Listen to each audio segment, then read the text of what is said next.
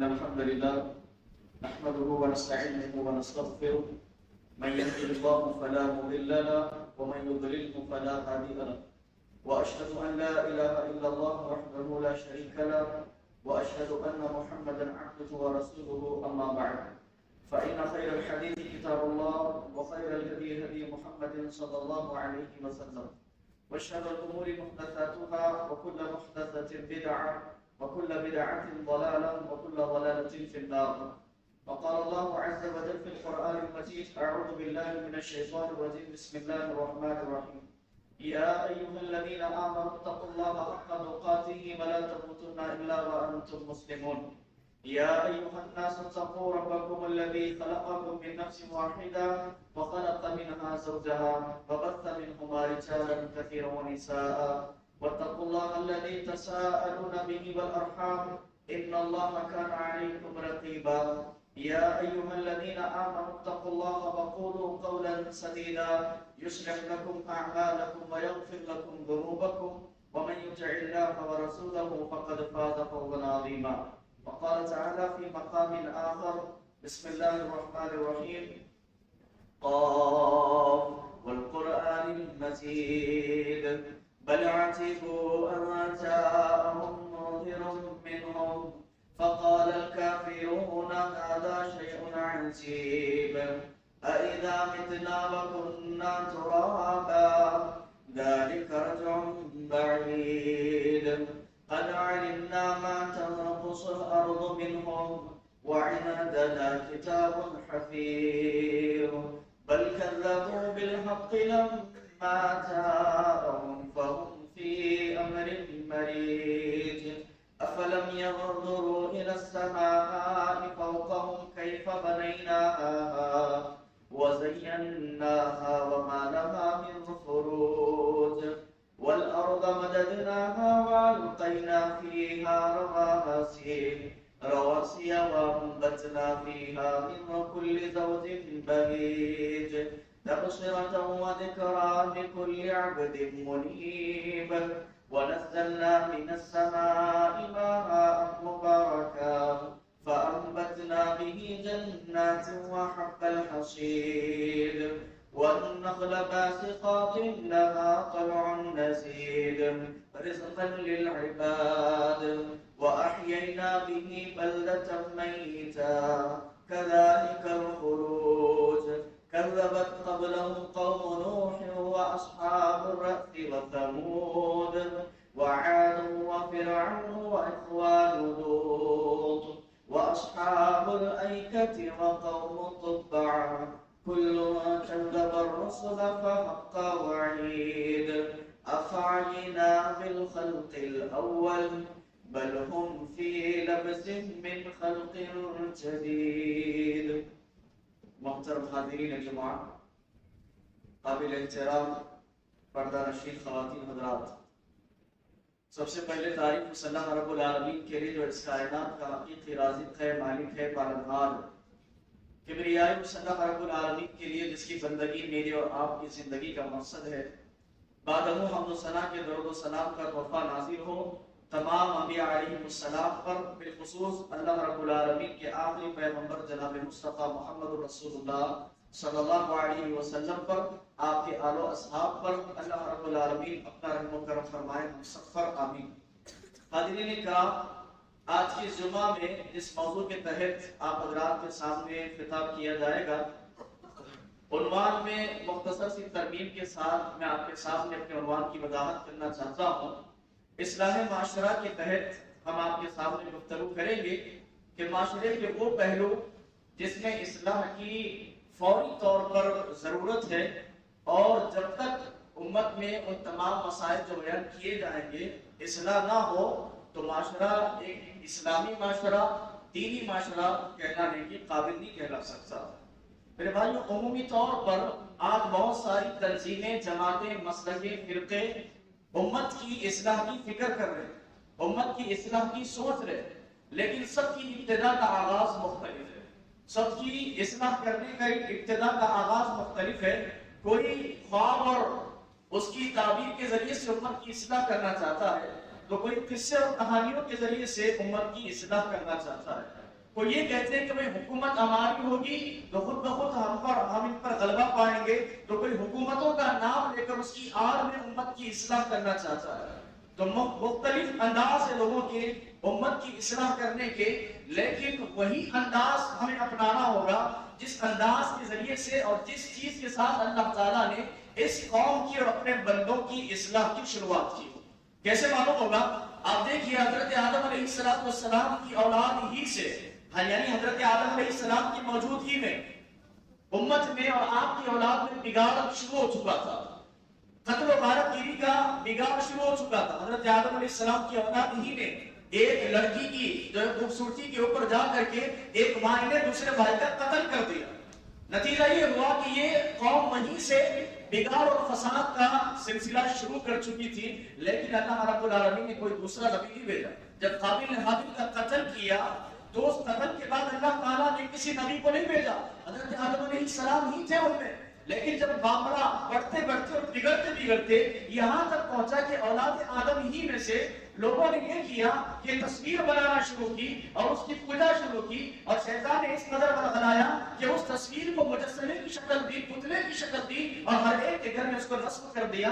تو اللہ رب العالمین نے حضرت نوح علیہ السلام یعنی اپنا سب سے پہلا پیغمبر اور رسول اس کائنات میں مبعوث کیا، اور اللہ تعالیٰ نے یہاں سے امت کی اصلاح کا آغاز کیا، یہاں سے امت کی جو ہے اصلاح کی ابتدا کی اور شروعات یہ کی کہ امت میں بہت سارا بگاڑ ہو سکتا ہے، یہ امت قتل و غارت گیری پر آ سکتی ہے، فتنہ فساد پر آ سکتی ہے، لیکن جس چیز کی اصلاح ہونا چاہیے امت کے اندر سب سے پہلی چیز توحید ہونا چاہیے۔ اگر توحید نہیں ہے تو امت کے اندر کچھ بھی نہیں ہے، اللہ رب العالمین کی عبادت نہیں ہے، اللہ کے علاوہ غیر اللہ کی عبادت امت میں ہے، تو ایک سب سے بڑے بگاڑ میں مبتلا ہے، اور سب سے پہلی فکر اسی کے بارے میں ہونا چاہیے۔ اللہ رب العالمین کا طریقہ ہم کو یہ پیغام دیتا ہے کہ امت کے عقائد کی فکر کرو، امت کے عقائد، امت کے معاملات سے پہلے ان کے عقائد کی فکر کرو، کیونکہ یہی وہ چیز ہے جو ان کے جنت اور جہنم کے فیصلے کروانے والی ہے، یہی وہ چیز ہے جو ان کے جنت اور جہنم کے فیصلے کروانے والی ہے۔ لہذا امت میں سب سے پہلے اگر ایک اصلاح کرنے والا اصلاح کرنا چاہتا ہے تو نقد کرے انسان کی توحید پر، اس کے شرک کرنے پر۔ میرے بھائیوں، آج ہمارے معاشرے کو بھی اسی چیز کی ضرورت ہے۔ آج معاشرہ جو بے دینی کی راہ پر چل رہا ہے، امت مسلمہ جو زوال کی طرف جا رہی ہے، وجہ کیا ہے؟ ان کے دلوں کے سخت ہونے کی وجہ یہ ہے کہ انہوں نے اللہ رب العالمین کے ذکر سے اعراض کر لیا، اللہ تعالیٰ کے ذکر اور اس کی یاد سے منہ موڑ لیا ہے۔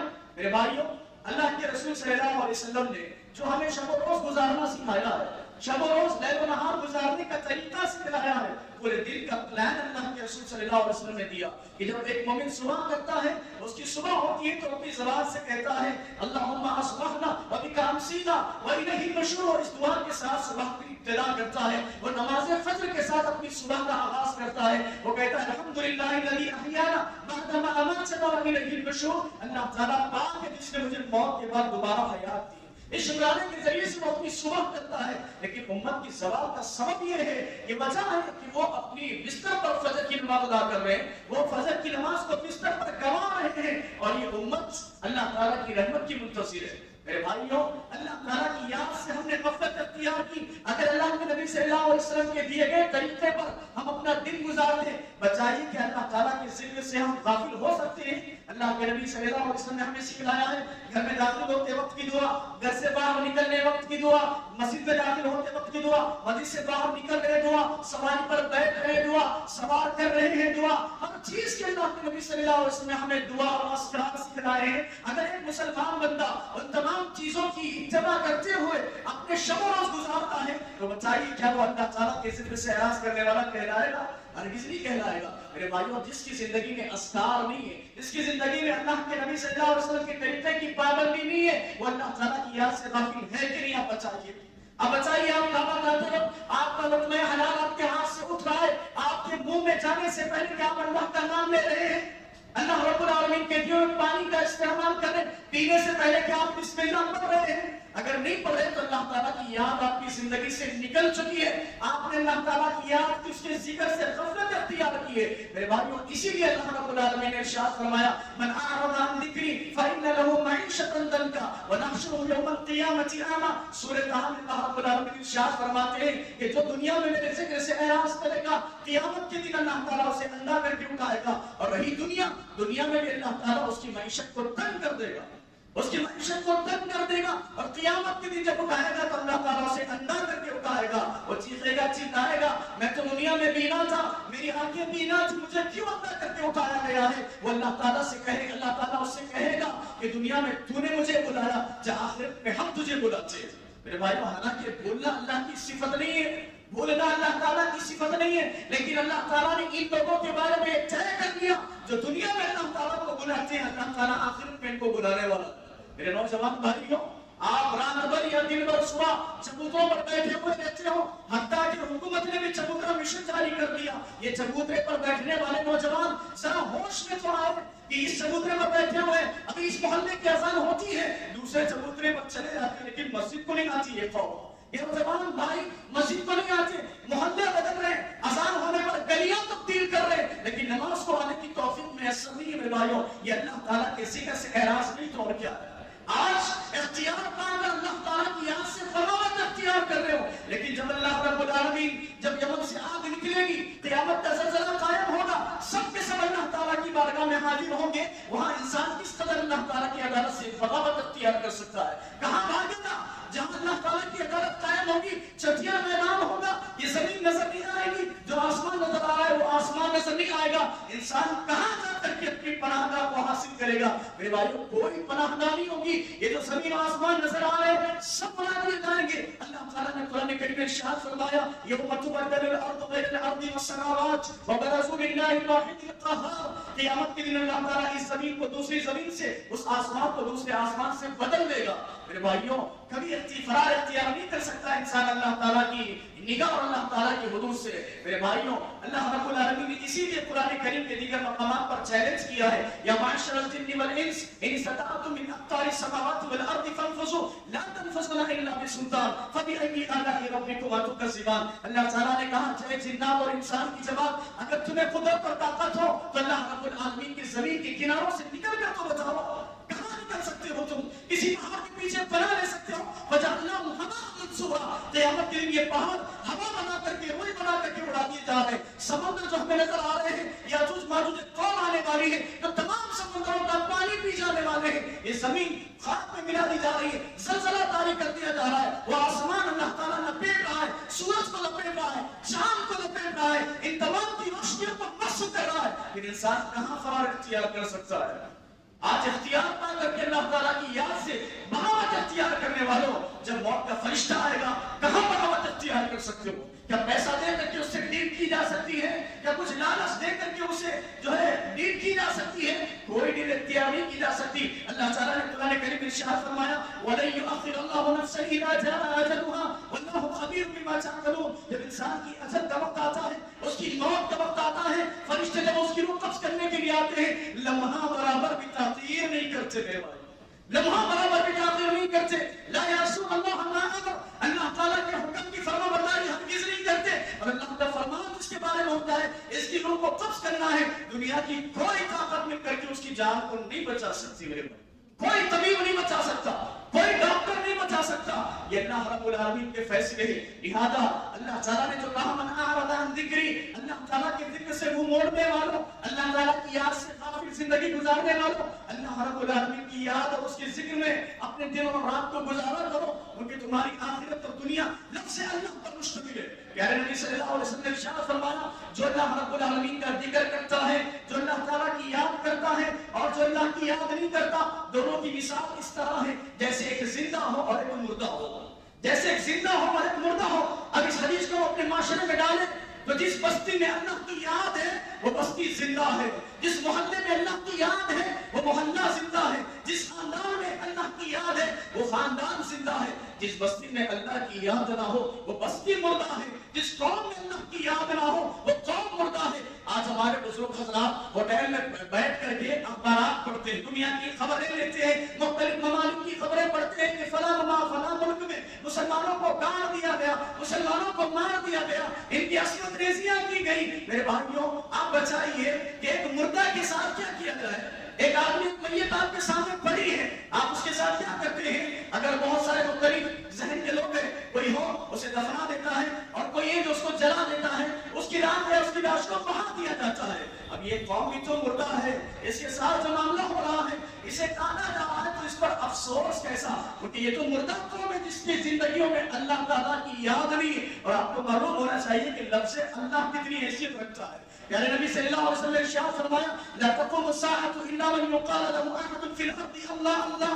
یہ قیامت اس وقت قائم نہیں ہو سکتی جب تک کہ اس دنیا میں اللہ اللہ کہنے والا باقی نہ رہے. جس دن اس دنیا سے اللہ اللہ کہنے والا نکل جائے، مر جائے، ختم ہو جائے، اللہ تعالیٰ حضرت اسرافیل کو حکم دیتا ہے اسرافیل جس کام کے لیے ہم نے تجھے پیدا کیا تو نے سور پکڑ کر کے کھڑا ہوا ہے جب سے ہم نے تجھے پیدا کیا، آج ہم تجھے حکم دیتے ہیں کہ اس دنیا کو سورہ اسرافیل کے حوالے کر دے، دنیا پر زلزلہ قائم کر دیا جائے، کیونکہ اس میں میرا نام لینے والا کوئی باقی نہیں ہے. کیونکہ جس پر اللہ کا نام لینے والا باقی نہ رہو اس کو زندہ رہنے کا کوئی اختیار نہیں ہے. اس لیے اس دنیا کو، اس کائنات کو زلزلے کے قیامت کے حوالے کر دیا جاتا ہے. یہ حیثیت رکھتی ہے اللہ تعالیٰ کی. نام لفظ اللہ جو اللہ تعالیٰ کا خصوصی نام ہے، لفظ اللہ کائنات میں یہ حیثیت اور وقار رکھتا ہے میرے بھائی. تو جس کی زندگی میں آ جائے اس کی زندگی کو تبدیل نہیں کرے گا. تو میرے بھائی سب سے پہلا سبب امت کے زوال کا یا معاشرے کی اصلاح کی ابتدا کا یہی ہے کہ اللہ رب العالمین کی یاد ہو، اللہ تعالیٰ کے ذکر سے بھری ہوئی اس کی زندگی ہو، اللہ تعالیٰ کی جو ہے یاد سے اس کی زندگی، اس کے لیل و نہار بھرے ہوئے ہو. دوسرا اہم سبب آج معاشرے کی اصلاح کا اللہ رب العالمین نے بھی یہی سے ابتدا کی. آپ دیکھ لیجئے قرآن کریم میں جس جگہ اللہ تعالیٰ نے اپنی توحید کا تذکرہ کیا اس کے فوراً بعد، اس کے بعد اللہ رب العالمین نے والدین کے ساتھ حسن سلوک کا تذکرہ کیا. والدین کے ساتھ حسن سلوک کا تذکرہ کیا. یہ وہ شخصیت ہے میرے بھائی، یہ وہ شخصیات ہے جو کائنات میں صرف ایک مرتبہ انسان کو دیے جاتے ہیں، اور ایک مرتبہ جس کے ماں باپ چلے جائے پوری دنیا دے کر کے بھی وہ واپس حاصل نہیں کر سکتا. یہ وہ عظیم شخصیات ہے. انسان اپنی زندگی میں کھویا ہوا مال کما سکتا ہے، کوئی ہوئی عزت دوبارہ حاصل کر سکتا ہے، کوئی ہوئی شہرت طاقت دوبارہ حاصل کر سکتا ہے، لیکن جس کی زندگی سے ایک مرتبہ والدین چلے جائے پوری دنیا دے کر کے بھی وہ حاصل نہیں کر سکتا. یہ وہ شخصیات ہیں، یہ وہ جنت کے عظیم راستے ہیں جو دنیا میں صرف ایک مرتبہ انسان کو دیے جاتے ہیں. لیکن معاشرے کا حال یہ ہے کہ آج ان کے حقوق میں بھی اولاد کوتاہی کرتی ہوئی نظر آ رہی ہے. جب اولاد سے کہا جائے تم پر ماں باپ کی یہ حق ہے، اولاد سوال کرتی ہے کہ ماں باپ نے میرے لیے کیا ہی کیا. عمومی طور پر یہ سوال کیا جاتا ہے، شکایت کی جاتی ہے وہ لوگوں کے ذریعے سے جن کی نگاہ دنیا کے مال پر ہو. بہت سارے لوگ ہوتے ہیں جو اولاد کے لیے مال چھوڑ جاتے ہیں، جائیداد پراپرٹی چھوڑ جاتے ہیں. اب بعض ماں باپ ایسے غریب ہوتے ہیں جو اپنی اولاد کے لیے کچھ بھی نہیں چھوڑ جاتے. وہ اولاد سوال کرتی ہے کہ ماں باپ نے میرے لیے کیا ہی کیا ہے. مت کرو ایسا سوال اپنے ماں باپ سے، نہ کرو ایسی گستاخی اپنے والدین سے یا ان سے یہ سوال کرنا کہ انہوں نے میرے لیے کیا ہی کیا ہے. انہوں نے تمہارے لیے اگرچہ کہ روپیہ پیسہ نہیں چھوڑا، جائیداد نہیں چھوڑی، تمہارے پیدا ہونے کی خواہش میں، امید میں انہوں نے زندگی گزاری. یہی بہت کچھ ہے تمہارے لیے. کیوں؟ کیونکہ معاشرے میں ہوتا ہی ہے میرے بھائیوں، جب ایک لڑکا اور لڑکی شادی کے بندھن میں بن جاتے ہیں تو لڑکی کو سب سے زیادہ سسرالی رشتے سے، دوست احباب سے یا خاندان والوں کی طرف سے جو سوالات آتے ہیں وہ سوال یہ ہوتا ہے کہ خوشخبری کب سنا رہی ہو، کب خبر دے رہی اولاد کی. اس ٹارچر کے ذریعے سے بچی کو تنگ کیا جاتا ہے، اس سوال کے ذریعے سے بچی کو ٹارچر کیا جاتا ہے کہ اولاد کی خبر کب سنا رہی ہو. ایسا نہیں ہوتا کہ والد کی خواہش نہیں ہوتی، ہر مرد کی یہ خواہش ہوتی ہے کہ اسے بھی کوئی ابو کہہ کر کے پکارے. کتنے ایسے نہیں ہو زمین پر جو اس خواہشات کے ساتھ زندگی گزار رہے کہ اللہ تعالیٰ نے انہیں اولاد نہ دے کر کے آزما رہا ہو. کتنے بچے ایسے نہیں ہیں جو اولاد کی خواہش اور اس کی امید میں طلبگار ہے. میرے بھائیوں، یہ خواہش میں انہوں نے زندگی گزاری، یہی بہت کچھ ہے. یہ تو ان کا معاملہ ہے جس کو اللہ تعالیٰ نے بے اولاد رکھا ہے. جس پر اللہ تعالیٰ اولاد دے دے، اولاد کی خبر سننے سے لے کر وہ بچہ جننے تک ایک ماں کو جو تکلیف ہوتی ہے، کیا وہ تکلیف کم ہے؟ اس سے تم سوال کر رہے ہو کہ ماں تو نے میرے لیے کیا ہی کیا ہے. 9 مہینے مسلسل جس نے اپنی اولاد کو پیٹ میں رکھا، اس کا تکلیف کی تکلیف کو، اس کے درد کو سنبھالتی ہوئی برداشت کرتی ہوئی جس نے زندگی گزاری، 9 مہینے اس کا جسم الگ الگ مختلف تبدیلی کو برداشت کرتا رہا. رات کے کسی بھی حصے میں تکلیف ہوئی، ماں نے برداشت کر لی. پھر بچہ جننے کی جو تکلیف تھی اس تکلیف کے بارے میں طبیب یہ کہتے ہیں کہ میرے بھائیوں، زندگی اور موت کے دروازے پر کھڑی ہوا اور موت کی جب تک جنم دینے کے بعد مسلسل 2 سال تک اپنا خون جگر دودھ کی شکل میں جس ماں نے پلایا، اس ماں سے آج سوال کیا جاتا ہے کہ ماں تو نے میرے لیے کیا ہی کیا ہے، تو نے میرے لیے کیا ہی کیا ہے. میرے بھائیوں، کیا یہ سوال اس ماں سے بنتا ہے جس نے گیلے بستر پر سو کر تمہیں سوکھے بستر پر سنا رات میں کسی بھی پہر میں اٹھے، تم نے رویا، رونے کی آواز سن کر کے اٹھ کر تمہیں دودھ پلاتی ہے، اس ماں سے یہ سوال بنتا ہے یا بن سکتا ہے کہ ماں تم نے میرے لیے کیا ہی کیا ہے؟ میرے بھائیوں، ہو سکتا ہے اولاد ان قربانیوں کو بھلا دے، اولاد ان تمام چیزوں کو بھلا دے، لیکن اسلام نے نہیں بلایا، اسلام نے، شریعت اسلامیہ نے نہیں بلایا۔ اسی لیے اللہ کے نبی صلی اللہ علیہ وسلم سے جب سوال ہوتا ہے من احق الناس بحسن صحابتی قال امک، قال ثم من، قال امک، قال ثم من، قال امک، قال ثم من، قال ثم ابوک، رواه مسلم رحمہ اللہ فی کتاب البر وصلۃ الادب۔ اللہ کے نبی صلی اللہ علیہ وسلم سے سوال کیا جاتا ہے کہ اللہ کے رسول دنیا میں کون ہے جو میرے حسن سلوک کے سب سے زیادہ حقدار ہے؟ پیارے نبی صلی اللہ علیہ وسلم نے کہا کہ تمہاری ماں ہے، تمہاری ماں ہے، تمہاری ماں ہے، اس کے بعد تمہارا باپ ہے۔ میرے بھائیو، شریعت اسلامیہ نے ماں کے اس عظیم کردار کو نہیں بلایا، اسی لیے دنیا والوں تم بہت سارے لوگوں کے ساتھ اس میں سلوک تو کر سکتے ہو، دنیا میں تم نام کما سکتے ہو سکتا ہے تم تمہارے محلے میں بہت بڑے دیندار ہو، جمعیت و جماعت میں تمہاری بات کی بہت حیثیت ہو، لیکن اگر تمہارے ماں باپ کے ساتھ تمہارا سلوک بہتر نہیں ہے، یہ تمام چیزیں تمہیں کچھ بھی فائدہ نہیں پہنچا سکتی، کچھ بھی فائدہ نہیں پہنچا سکتی۔ ہو سکتا ہے سوشل میڈیا کے دور میں تم نے بہت بڑا نام کمایا ہو، لیکن تمہارا سلوک تمہارے والدین کے ساتھ درست نہیں ہے تو تمہارا کوئی معاملہ درست نہیں ہے۔ کیوں؟ اللہ کے نبی صلی اللہ علیہ وسلم نے ارشاد فرمایا کہ جس کے والدین اس سے راضی اس کا رب بھی اس سے راضی، اور جس کے والدین اس سے ناراض اس کا رب بھی اس سے ناراض ہوتا ہے، اس کا رب بھی اس سے ناراض ہوتا ہے۔ یہ وہ عظیم شخصیات ہے، اللہ تعالیٰ نے انبیاء علیہ السلام کے بڑے بڑے اوصاف کو ذکر کرتے ہوئے یہ بھی ذکر کیا والدین، وہ اپنے ماں باپ کے ساتھ نیکی کرنے والے تھے، وہ اپنے ماں باپ کے ساتھ اس میں سلوک کرنے والے تھے۔ میرے بھائیوں، اللہ رب العالمین نے اپنی توحید کے بعد جس چیز کا حکم دیا، قرآن کریم میں یہی کہا وَاعْبُدُوا اللَّهَ وَلَا تُشْرِكُوا بِهِ شَيْئًا وَبِالْوَالِدَيْنِ إِحْسَانًا۔ لوگوں، عبادت کرو اللہ رب العالمین کی اور اپنے ماں باپ کے ساتھ اس میں سلوک کرنا۔ اور بعض مقامات پر اللہ تعالیٰ ارشاد فرماتے ہیں وَقَضَىٰ رَبُّكَ أَلَّا تَعْبُدُوا إِلَّا إِيَّاهُ وَبِالْوَالِدَيْنِ إِحْسَانًا إِمَّا يَبْلُغَنَّ عِندَكَ الْكِبَرَ أَحَدُهُمَا أَوْ كِلَاهُمَا فَلَا تَقُل لَّهُمَا أُفٍّ ولا تنهرهما وقل لهما قولا كريما واخفض لهما جناح الذل من الرحمة وقل رب ارحمهما كما ربياني صغيرا۔ اللہ رب العالمین سورہ بنی اسرائیل میں ارشاد فرماتے ہیں کہ تمہارے رب نے یہ فیصلہ کر لیا، یہ حکم صادر کر دیا، عبادت ہوگی تو صرف اللہ رب العالمین کی ہوگی، عبادت کے 100 حصے کر لیے جائے، آخری حصہ بھی اللہ رب العالمین کے لیے ہوگا۔ ہاں، تمہارے ماں باپ کے ساتھ اس نے سلوک ہوگا، ماں باپ کے ساتھ اس نے سلوک کیا جائے گا، اور اس نے سلوک کا معیار کیا ہے؟ اس نے سلوک کا معیار کیا ہے؟ اللہ تعالیٰ نے آگے وضاحت کرتے ہوئے فرمایا اِمَّا يَبْلُغَنَّ عِندَكَ الْكِبَرَ أَحَدُهُمَا، اگر تمہاری جوانی کی عمر میں، آیت کا مفہوم یہ ہے، اگر تمہاری جوانی کی عمر میں تمہارے پورے ماں باپ میں سے دونوں میں سے ایک ہی یا دونوں تمہیں مل جائے، اللہ اکبر، اللہ تعالیٰ نے یہاں پر ترتیب کو پلٹ دیا، اللہ تعالیٰ نے یہاں پر ایک کو دوسرے کو ایک سے مقدم کرتے ہوئے کہا، پہلے تو 2 ہوتے ہیں، پھر ایک اس میں سے کم ہو کر کے ایک باقی رہتا ہے، لیکن اللہ تعالیٰ نے پہلے کہا کہ اگر ایک یا 2 پائے، ایک یا 2 مل جائے۔ مسئلہ یہ ہے میرے بھائیوں، اہل علم نے یہاں پر تشریح کرتے ہوئے بیان کیا کہ اللہ تعالیٰ نے پہلے ایک کو مقدم کیوں کیا؟ اللہ تعالیٰ گویا کہ یہ بتلانا چاہتا ہے کہ تمہارے ماں باپ 2 تھے، اگر دونوں میں سے جب تک بچے یا اولاد یا بہویں اگر ماں کو تکلیف دیتی تو ماں اپنی غلط، اپنی تمام پریشانیوں کو اپنے شوہر کے سامنے بیان کر لیتی۔ مثال کے طور پر آج بہویں بہت زبان دراز ہو چکی ہے، ماں باپ سے، شوہر کے ماں باپ سے گفتگو کرتی ہے، ایسی گفتگو شوہر کے ماں باپ سے نہیں کرنی چاہیے، وہ گفتگو کرتی ہے، زبان درازیاں کرتی ہے۔ اگر بہو کو ستائے گی، ماں باپ کو پریشان کرے گی، وہ ماں اپنی درد کو، اپنے دکھ کو اپنے شوہر کے ساتھ بتا کر کے اپنے غم کو ہلکا کر لے گی۔ اگر اس کی زندگی سے اس کا شوہر چلا جائے، اب صرف ماں اکیلی باقی رہ جائے، اب بچے تکلیف دیں گے، اب بچے ناشتہ برابر وقت پر نہیں دیں گے، اب بچے دوائیاں نہیں لائیں گے، اب بچے خیال نہیں رکھیں گے، وہ بوڑھی ماں کہاں جائے گی؟ کس کو اپنی تکلیف بیان کرے گی؟ کیونکہ اس کا شوہر تھا وہ تو اس دنیا سے چلا گیا، اب کس کو اپنی تکلیف بیان کرے گی؟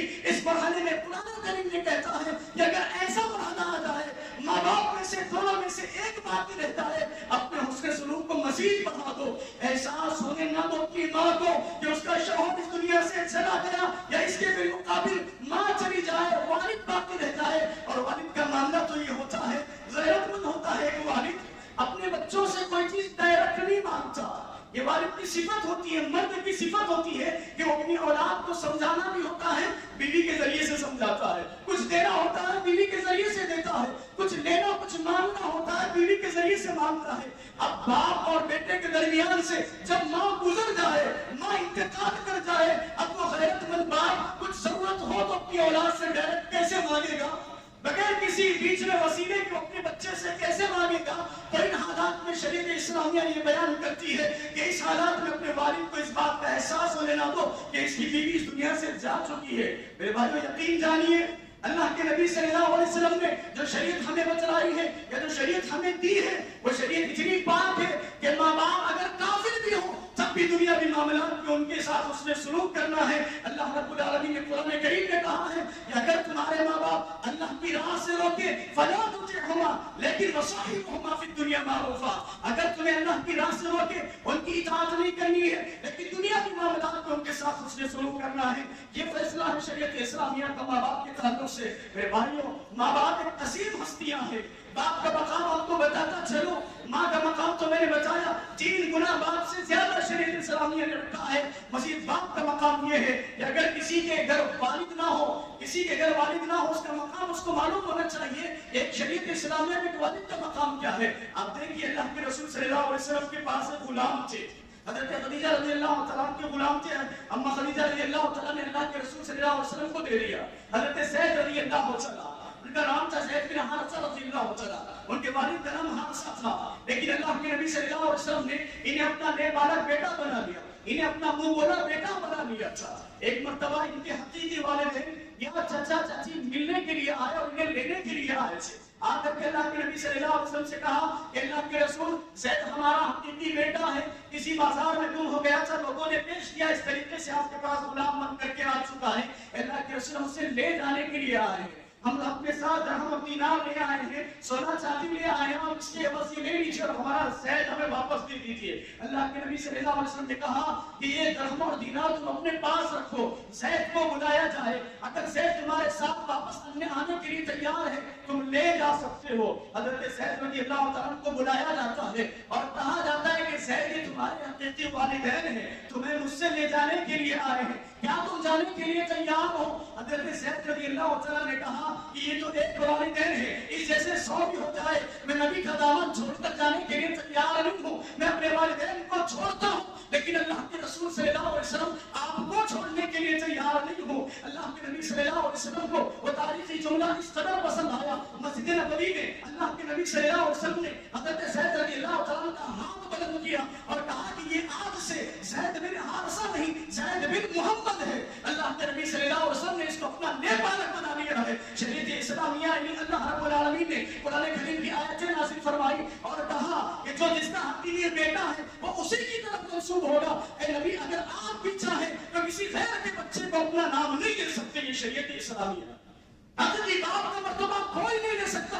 ہو سکتا ہے آپ اپنے چچا کے یہاں زیر کفالت ہو, آپ کی پڑھائی, آپ کے پہننے, آپ کی اوڑھنے, کھانے پینے کا خرچہ آپ کے چچا آپ کے ماموں اٹھا سکتے ہو, لیکن وہ حقیقی باپ کا مرتبہ نہیں لے سکتے. یہ مقام ہے میرے بھائیو کا شریعت اسلامیہ میں. اسی لیے ایک سائل جب اللہ کے نبی صلی اللہ علیہ وسلم کے پاس آئے, آ کر کے انہوں نے اپنے والد کی شکایت کی کہ اللہ کے رسول میرا والد میرے مال میں سے کھا لیتا ہے, بغیر مجھ سے پوچھے کھا لیتا ہے. پیارے نبی صلی اللہ علیہ وسلم نے اس کے والد کو طلب کیا, والد کو بلایا جاتا ہے. لوگوں نے کہا کہ تمہارے بچے نے پیارے نبی کے سامنے تمہاری شکایت کر دی ہے, نبی نے تمہیں بلایا ہے اپنی عدالت میں. والد نے یہ کہا کہ میرے بچے نے شکایت کی, دل ہی دل میں اس نے غم محسوس کیا اور دل ہی دل میں چند الفاظ اس کے گردش کر رہے تھے, اور وہ اللہ کے نبی صلی اللہ علیہ وسلم کی طرف جا رہا ہے, راستے میں چل رہا ہے, لیکن دل میں کچھ گفتگو کر رہا ہے. اس گفتگو کو اللہ تعالیٰ نے آسمانوں کے اوپر سے سن لیا, عرش بری سے سن لیا.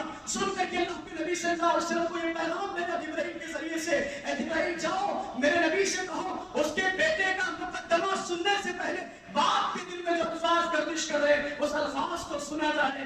کس دکھ سے وہ باپ اپنے دل میں گفتگو کر رہا ہے. جبریل ہواؤں میں اڑتے ہوئے آ کر پیارے نبی صلی اللہ علیہ وسلم سے کہتے ہیں, اللہ کے نبی صلی اللہ علیہ وسلم بچے کے مقدمے سے پہلے باپ کی گفتگو کو سننے کا اللہ تعالیٰ نے آپ کو حکم دیا ہے. پیارے نبی صلی اللہ علیہ وسلم نے باپ کے آنے کے بعد باپ سے کہا کہ آپ کے دل میں جو الفاظ گردش کر رہے ہیں وہ میں سننا چاہتا ہوں. باپ پریشان ہو گیا, کہا کہ جو الفاظ میرے دل میں گردش کر رہے تھے, جس کو میرے اپنے کانوں نے نہیں سنا, وانت رسول اللہ, واقعی آپ اللہ کے رسول ہے, آپ تک وہ الفاظ پہنچ گئے. سبحان اللہ, میں کچھ نہیں کہہ رہا تھا, تھا، میرے دل ہی دل میں یہ الفاظ گردش کر رہے تھے، اللہ کے رسول یہ میری اولاد ہے، بس جب سے یہ پیدا ہوا ہم نے اپنے لیے جینا چھوڑ دیا، اللہ کے رسول جب سے اس نے جنم لیا اللہ کی قسم ہم نے اپنے لیے جینا چھوڑ دیا، ہمارے پاس جو کچھ مال ہے وہ سب کچھ اس کا ہے، ہم نے تو یہ سمجھا کہ یہ ہمارے بڑھاپے کا سہارا ہے، یہ ہماری کھیتی ہے، یہ سمجھ کر کے ہم نے اس کے مال میں سے کھایا۔ اللہ کے رسول لوگ پڑوسیوں کے ساتھ اس نے سلوک کرتے ہیں، کاش کہ ہمیں اپنا پڑوسی سمجھ لیتا اور ہمارے ساتھ اس نے سلوک کرتا اور آپ کے پاس آ کر کے ہماری شکایت نہ کرتا۔ بس یہ الفاظ میرے دل میں گردش کر رہے تھے۔ پیارے نبی صلی اللہ علیہ وسلم نے جب اپنا سر اوپر اٹھایا، پیارے نبی صلی اللہ علیہ وسلم کی آنکھیں اشک بہا ہے اور آپ صلی اللہ علیہ وسلم نے بچے کا گریبان پکڑ کر کے کہا، خبردار، تو اور تیرا مال دونوں تیرے والد کے، تو اور تیرا مال دونوں تیرے والد کے، تیرا والد جیسے چاہے اس کو استعمال کر سکتا ہے، تو اس پر نقد نہیں کر سکتا، شکایت نہیں کر سکتا۔ میرے بھائی یہ مقام دیا شریعت اسلامیہ نے، اور آج ہم نے کیا مقام دیا؟ اللہ رب العالمین نے سورہ بنی اسرائیل کی اس آیت میں انسان کے بچپن کی طرف اشارہ کرتے ہوئے کہا، جیسے اللہ نے حکم دیا، فَلَا تَقُلْ لَهُمَا أُفٍّ، اپنے ماں باپ کو تم اوف تک نہیں کہہ سکتے، اوف تک نہیں کہہ سکتے، جھڑکنا تو دور کی بات ہے، گالی دینا تو دور کی بات ہے، گھر سے باہر نکالنا تو دور کی بات ہے، فَلَا تَقُلْ لَهُمَا أُفٍّ، اوف تک نہیں کہہ سکتے ہو، اور کیوں نہیں کہہ سکتے ہو؟ اللہ نے آگے کہا، رب ارحمہما کما ربیانی صغیرا، دعا کرتے رہو ان کے تعلق سے کہ جیسے بچپن میں شفقت کے ساتھ انہوں نے تمہیں پالا، اے اللہ جیسے بچپن میں انہوں نے شفقت کے ساتھ رحمدلی کے ساتھ ہمیں پالا، تو بھی ان کے حال پر رحم فرما۔ اس دعا کے ساتھ ان کی خدمت کرنا ہے میرے بھائی، معمولی شخصیات نہیں ہے، مگر ہمارے معاشرے میں اس کا الٹ ہے۔ جیسے ماں باپ بوڑھے ہو جاتے ہیں، بچپن میں اتنی تکلیف سے انہوں نے ہمیں پالا، جب سے تم نے پیدا ہوئے ماں باپ نے اپنے لیے جینا چھوڑ دیا، جہاں رہتے تھے وہ جگہ چھوڑ کر کے جگہ منتقل کر رہے کمانے کے لیے، تاکہ تمہارا مستقبل سنور جائے، سدھر جائے، تمہارے مستقبل میں تمہیں پریشانیاں نہ ہو۔ وہ تمام قربانیوں کو بھلا کر کے آج ایک اولاد ماں باپ کے ساتھ کیا سلوک کرتی ہے؟ ماں باپ بوڑھے ہو جائے، آج اولاد برداشت نہیں کر رہی ہے، بوڑھے ماں باپ کی کھانسی اولاد کو برداشت نہیں ہوتی ہے، بوڑھے ماں باپ کا مطالبہ ماں کو اولاد کو برداشت نہیں ہوتا۔ کیا بھول گئے اپنا بچپن؟ کیا بھول گئے اپنا بچپن؟ ایک ہی بات بار بار کہتے تھے، ایک ہی سوال بار بار کرتے تھے، ماں برابر جواب دیتی تھی۔ بچہ گود میں ہے، سوال کر رہا ہے امی یہ کیا ہے، ابو یہ کیا ہے، 10 بار سوال ایک ہی کر رہا ہے، ماں جواب ایک بار دیتی جا رہی ہے، لیکن یہی بوڑھے ماں باپ جب بوڑھے ہو جاتے ہیں ایک مرتبہ کہتے ہیں بیٹا ابھی تک چائے نہیں آئی، بیٹا ابھی تک ناشتہ نہیں آیا۔ تمہارے انداز بدل جاتے ہیں، تمہارے اختیار بدل جاتے ہیں، الفاظ بدل جاتے ہیں۔ یہ انداز کیوں بدلے؟ یہ بات کرنے کا لہجہ کیوں بدلا؟ یہ طریقہ کیوں بدلا؟ کیا تم اپنے ماں باپ کا احسان بھول گئے؟ میرے بھائیوں، آج ہماری بیویاں ہمارے ماں باپ پر زبان درازی کر رہی ہے اور کم بغیر اولاد کھڑے کر کے سب سن رہی ہے۔ کیسا ایسی میرے بھائیوں مقابلہ؟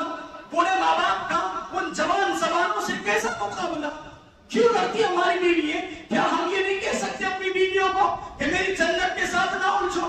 ٹھیک ہے بڑھاپے کی عمر سے ان کا دماغ کل ہو چکا ہے، ٹھیک ہے ان کی باتیں سمجھ میں نہیں آتی، تم تو جوان ہو، تم تو صاحب سمجھ ہو، کیا تم اپنی بیویوں کو یہ نہیں کہہ سکتے کہ میرے ماں باپ کے ساتھ نہ الجھو؟ آپ کو پتہ ہونا چاہیے ماں باپ آج اولاد سے کسی چیز کا مطالبہ کرنے کے لیے ڈرتے ہیں کہ کہیں میری اولاد مجھے چھڑک نہ دے، کوئی چیز مانگنے سے ڈرتے ہیں۔ اس کردار اور اس بیان پر لا کر کے ہم نے اپنے اور والدین کو کھڑا کر دیا ہے میرے بھائیوں۔ کسی چیز کی نصیحت کرنے سے ماں باپ ڈرتے ہیں۔ میرے بھائیوں، آج ہمارے پاس ہر چیز کے لیے وقت ہے، دوست احباب کے لیے وقت ہے، جماعتی بھائیوں کے لیے وقت ہے، وقت نہیں ہے تو والدین کے لیے وقت نہیں ہے، جنہوں نے اپنی جوانیاں صرف کر کے ہمیں پالا۔ اتوار کا دن چھٹی کا دن بھی ملتا ہے، ہم اپنی بیوی بچوں کے ساتھ کہیں چلے جاتے ہیں اور ماں باپ کو گھر میں تنہا چھوڑ دیتے ہیں، چھپا کر کے لاتے بیوی بچوں کے لیے کوئی سامان، لیکن ماں باپ کی پسند کا لحاظ کر کے کوئی چیز گھر میں ان کے لیے نہیں لے کر کے آئے۔ ہمارے بچپن کی خواہشات، لڑکپن کی خواہشات، جوانی کی خواہشات، بچے کو گاڑی دلانے کے لیے باپ نے پوری جوانی قربان کر دی، اس کو پڑھانے کے لیے اپنی پوری جوانی نچھاور کر دی، اسی باپ سے اپنا مان چھپاتے ہوئے ہمیں شرم نہیں آتی۔ اپنی اولاد کو پکا پکا کر کے کھلایا، اپنے جسم کو ماں نے قربان کر دیا،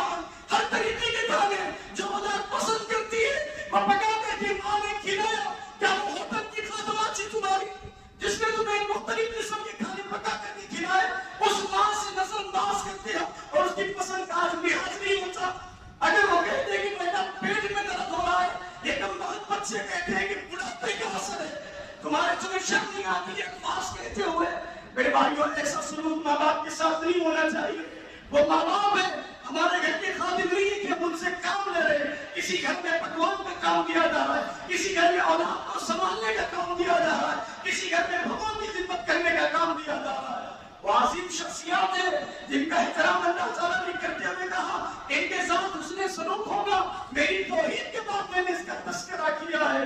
میرے بھائیوں یہ عظیم شخصیات ہیں, ان کے ساتھ الجھنا, ان کے ساتھ بنا گفتگو میں حرکت کرنا, غیر ضروری گفتگو کرنا شریعت اسلامیہ نے حرام قرار دیا ہے. اسی لیے کہا فلا تقل لهما اف ولا تنهرهما وقل لهما قولا كريما واخفض لهما جناح الذل من الرحمة وقل رب ارحمهما كما ربياني صغيرا. اور آگے اللہ تعالیٰ نے کہا ربكم اعلم بما في نفوسكم. سبحان اللہ, کیا کلام کرتا ہے قرآن مجید. آخری جملہ کہتے کہ اللہ تعالیٰ نے معاشرے کی تمام سنگینیوں کو بیان کر دیا. ربكم اعلم بما في نفوسكم, اللہ تمہارے دلوں کے حال کو جانتا ہے, اللہ تمہارے نفسوں کو جانتا ہے. کیا مطلب اس کا؟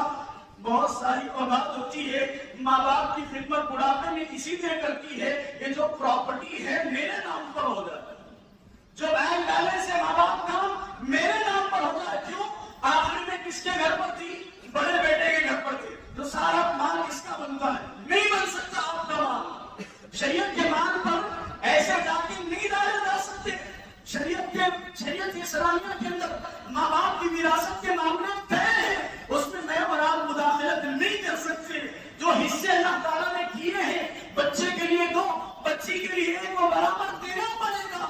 بہنوں کے مال پر غبن کرنے والوں, بہنوں کے مال پر بے اختیار لوٹمار کرنے والوں, یہ اللہ تعالیٰ کے حدود ہے, اس کو پامال نہ کرو. جیسے شریعت اسلامیہ نے تقسیم کا حکم دیا ویسے ہی مال تقسیم ہوگا. پھر چاہے تم خدمت کرو یا نہ کرو, کرنے والے کو اجر ہے, نہ کرنے والا رب کی بارگاہ میں پکڑ میں آئے گا. میرے بھائیوں بہت ساری نصیحتیں معاشرہ کے تحت کی جا سکتی تھی لیکن وقت اجازت نہیں دیتا.